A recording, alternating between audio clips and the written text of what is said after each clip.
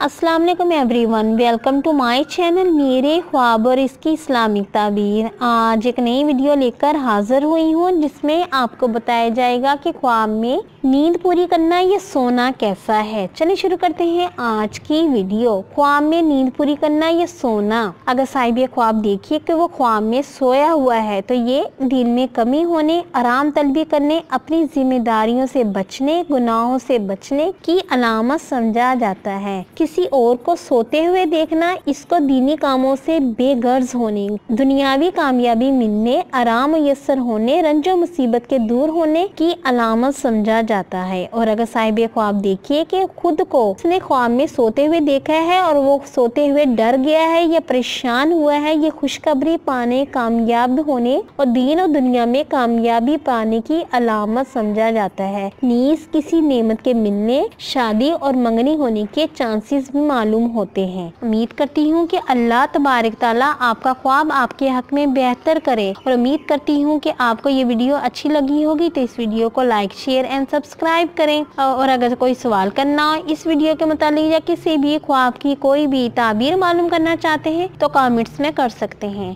Thanks for watching and supporting video. Allah Hafiz.